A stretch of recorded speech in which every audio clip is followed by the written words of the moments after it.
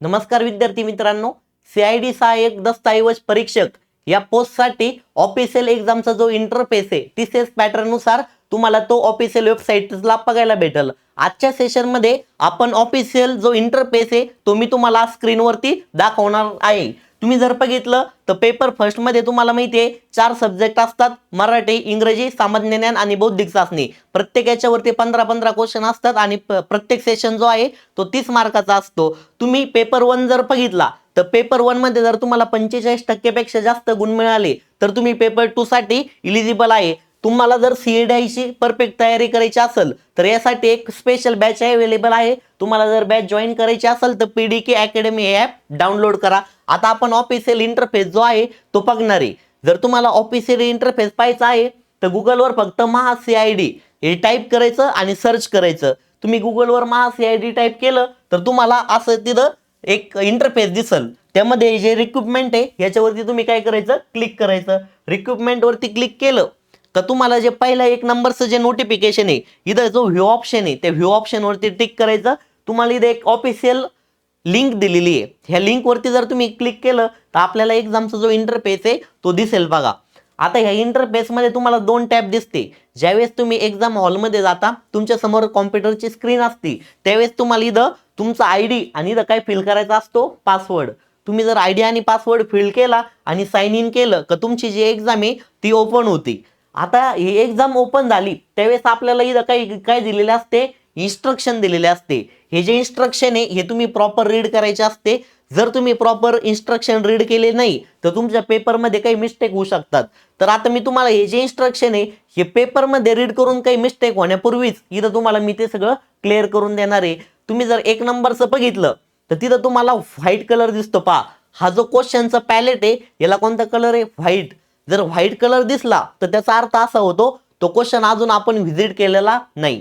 त्यानंतर जर तुम्हाला रेड कलर दिसला तर याचा मीनिंग काय होतो, तुम्ही क्वेश्चन व्हिजिट केला परंतु तुम्ही क्वेश्चनला टिक केलेले नाही, त्याचं आन्सर दिलेलं नाही, फक्त क्वेश्चन व्हिजिट केलेला आहे। जर तुम्ही ग्रीन कलरचं तुम्हाला सिम्बॉल दिसलं, ग्रीन कलरचा मीनिंग असा होतो तुम्ही क्वेश्चन व्हिजिट केला आणि त्या क्वेश्चनचं काय दिलेलं आहे, आन्सर दिलेलं आहे। पहा पहिले 3 तुम्हाला क्लिअर झाले का। आता 4th नंबर जर तुम्ही बघितलं तर तुम्हाला पर्पल कलर दिसतो। पर्पल कलर म्हणजे काय असतं, तुम्ही क्वेश्चन व्हिजिट केला परंतु तुम्हाला त्याच्यामध्ये काही डाऊट आहे की तुम्हाला तो कसा सॉल्व्ह करायचा ते सध्याला आठवना, तर त्यासाठी तुम्ही काय करू शकता, मार्क फॉर रिव्ह्यू। म्हणजे 4th नंबरचा जे पर्पल कलर आहे याचा मीनिंग तुम्ही तो क्वेश्चन कशासाठी ठेवलेला आहे, रिव्ह्यू साठी, म्हणजे पुन्हा बघण्यासाठी। तुम्हाला ज्यावेळेस एक्झामच्या शेवटी वेळ शिल्लक राहील त्या वेळेमध्ये तुम्ही त्या क्वेश्चनला तो शिल्लक राहिलेला वेळ देऊ शकता।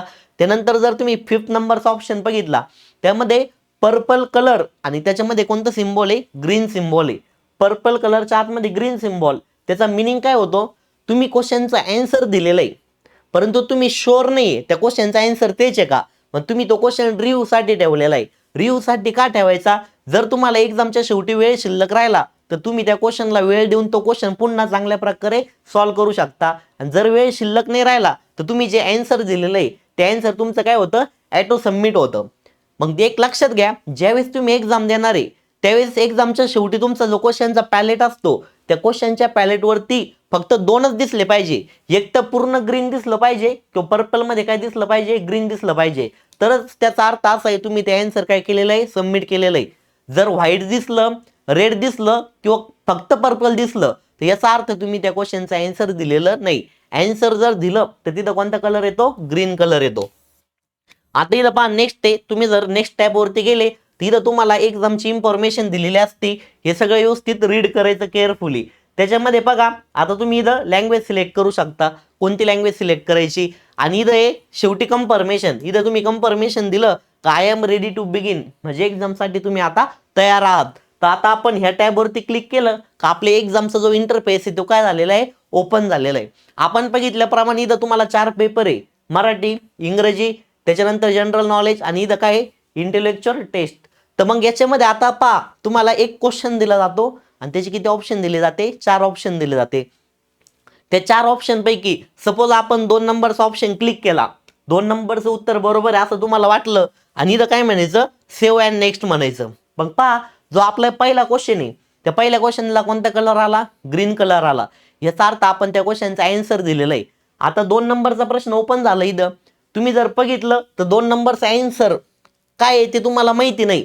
हा क्वेश्चन तुम्हाला येतोय पण तुम्हाला त्याला सोडण्यासाठी वेळ लागणार आहे. मग हा क्वेश्चन सुरुवातीच्या टाइममध्ये सोडवायचा नाही. हा क्वेश्चन आपण कशासाठी ठेवणार आहे?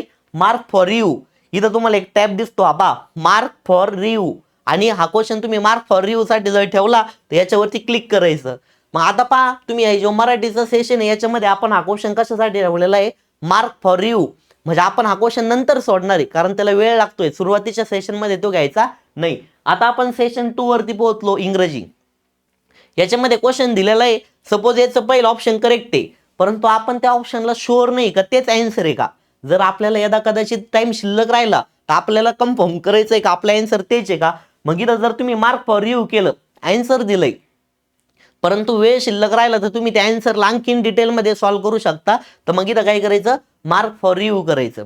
मग तुम्ही जर इथं बघितलं तर तुम्हाला इथं पर्पल कलर दिसतो आणि त्याच्या आतमध्ये कोणता टिक झालेला आहे? ग्रीन टिक झालेला आहे.